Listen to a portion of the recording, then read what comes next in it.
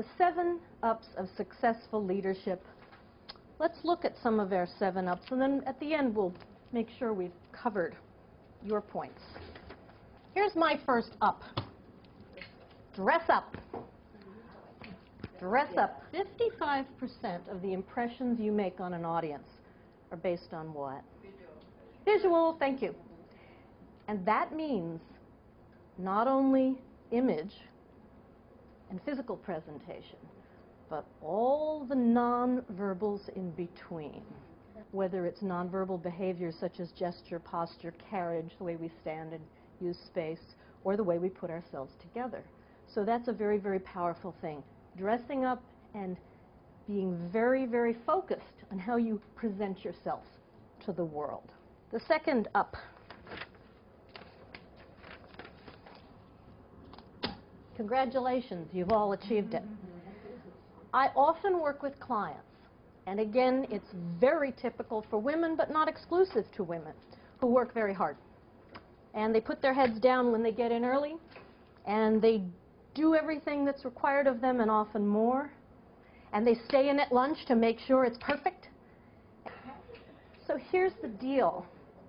Many of us are so focused on task, rather than strategy, relationship towards a particular result. And this is one area, sorry team, where the men far outshine us. And often we resent them for it. How did he get that promotion? Why is he invited to that event? He doesn't know anything about that project. Why is he on the team?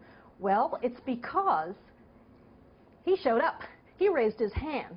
This is also critical, and I'm so glad that many of you stood up to introduce yourselves.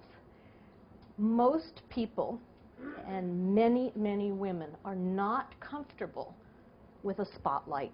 We really don't want to be scrutinized and looked at, even if we've spent all that time in front of the mirror getting ready. But here's the thing. It does not serve you to attend an event, for instance, and then hide in the background or stay at the snack table or keep running to the bathroom because it's easier to check your BlackBerry, or worse, go with a friend.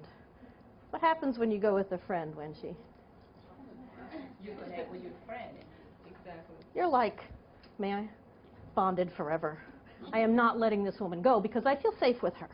And I know her. And we can talk all about the other people there, thank you, before, during, and after. Very dangerous. Make sure that you literally stand up. And we often talk about being heard, a voice at the table. Well, this is how I get a voice at the table. I stand up. I put my hand up. I speak up. And I'm not afraid to interrupt to get my point across. Speak up. It's the corollary. Not only is it important to project yourself personally, socially, say what's on your mind. How many of you have ever been at a meeting and you have an idea or you know where I'm going? Don't you all? And what happens? What happens? You get shy. You get shy, and then the guy across the table comes up with it, right?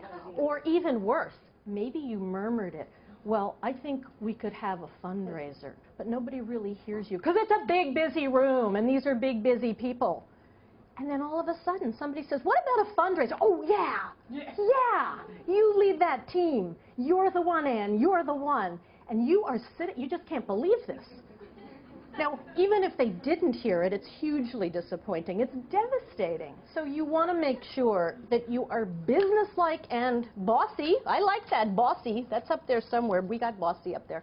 To the degree that you really assert yourself linguistically, that you're not using a disclaimer every time you speak. Well, hello. Now that we've had something to say, sit back, shut up, and listen. Listen carefully. And again, this comes back to the fact that many women are comfortable with overlapping conversation, with talking together simultaneously, but that doesn't work so well in the business world. Listen carefully. Take notes when you can, when appropriate, and if it's a networking event where you don't want to play investigative reporter, duck in the bathroom if someone told you something you want to remember. Go have a drink and write a note down at the table. We don't remember as much as we think we do. whether it's information, assignments, personal tidbits, dogs and hobbies and trips. We can't. We're overloaded. So document stuff after you've listened carefully. Give the other person the floor whenever you can if you are building relationships. And that whole thing about networking, I do networking programs, many people deliver them. It's often too much about the self-promotion and the elevator pitch and what am I going to say, and not nearly enough about what am I going to ask? How can I listen more? What can I learn? How can I make Diane interested in me by being interested in her rather than the reverse?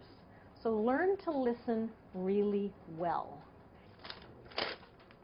Then here's my personal favorite, lighten up a bit. Men often get a lot of mileage out of humor, right? That trash talking, that teasing. We tend to be so serious all the time, right? We don't want to hurt anybody's feelings, number one. So if we're asked the dreaded question, how do you like my new haircut, or does this make my hips look big? What's our typical answer? Does this make my hips look big? No. When you're thinking, oh my gosh, if she had taken anything else off the rack. So try being more honest with each other. I don't mean cruel, and I don't mean walking up to people and insulting them. But when you're asked for advice, for guidance, for a review on a personal or professional matter, give the gift of your real opinion in a kind and constructive way, of course, and not without being solicited. But we could really help each other a lot more by telling the truth. Finally, and at last, we come to follow-up. And this is often the deal breaker for everybody.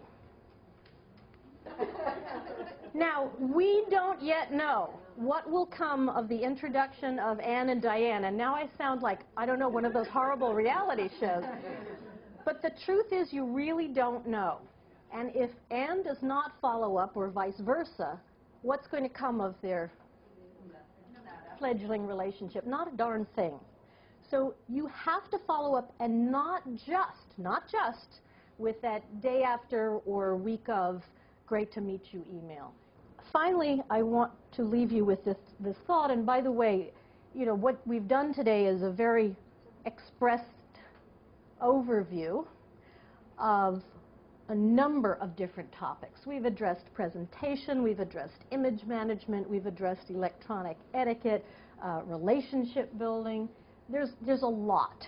And the 7 Ups of successful leadership, again, are really a canopy of all the communications to drive what I call effective leadership behavior in terms of strategic and deliberate influence. My parting word is, if you're going to have a career-defining moment, make it a positive one, and that will solve all of these problems. Thank you, Olga.